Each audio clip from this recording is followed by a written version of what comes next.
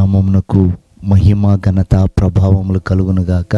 వీక్షిస్తున్న మీ అందరికీ మన ప్రభువైన యేసుక్రీస్తు నామములో శుభాభివందనాలు తెలియజేస్తున్నాం. ఈరోజు మన దేవుని వాగ్దానం యెషయా పుస్తకం 60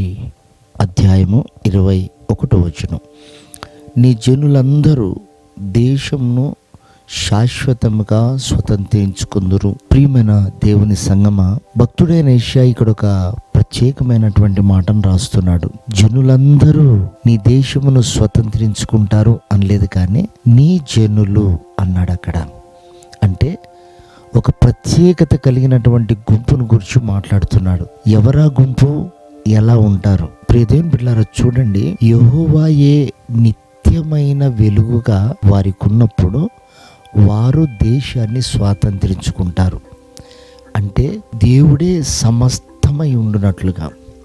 ఒక మాటలో చెప్పాలంటే పౌలు గారు అన్నట్లు, బ్రతుకుట క్రీస్తు కొరకే, చావైతే లాభం, ఇక బ్రతికేది నేను కాదు క్రీస్తు అన్నాడు. అది నిత్యమైన వెలుగు. అంటే ప్రతి పనిలోనూ ప్రతి సమయంలోనూ క్రీస్తు పైన మనం ఆనుకున్నప్పుడే అది నిత్యమైన వెలుగు. పర సంబంధమైనటువంటి వెలుగు అంటే మన ఆలోచనలు కాదు, మన తలంపులు కాదు, మన ఊహలు కాదు, మన జ్ఞానం కాదు. ఇవన్నీ కూడా మరుగైనప్పుడే మనం ఆ దేశాన్ని స్వాతంత్రించుకుంటాం. చూడండి ప్రియమైన దేవుని బిడ్డలారా, బైబిల్లో ఎస్తేరు ఉంది. హేగే అడుగుతున్నాడు అలంకరణను బట్టి. రాజుకు భార్య కావాలి. అక్కడున్న కన్యకలందరూ కూడా వారి వారి సొంత ఆలోచనలతో అలంకరించుకుంటున్నారు. ఆ వస్తువు చేత అలంకరించబడాలి, ఆ శారీ చేత అలంకరించబడాలి, ఆ వడ్డాణం చేత అలంకరించబడాలి అని వాళ్ళు కోరుకొని అలంకరించుకుంటున్నారు.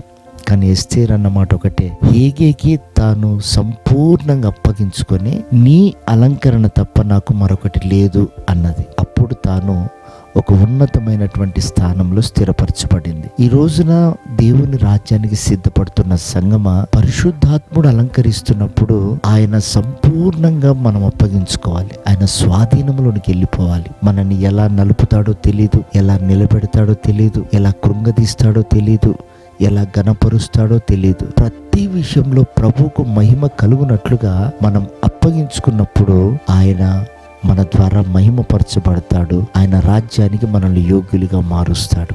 అలాంటి కృప ఈ ఉదయకాలం ప్రభు మనందరికి అనుగ్రహించును గాక. ఆమేన్.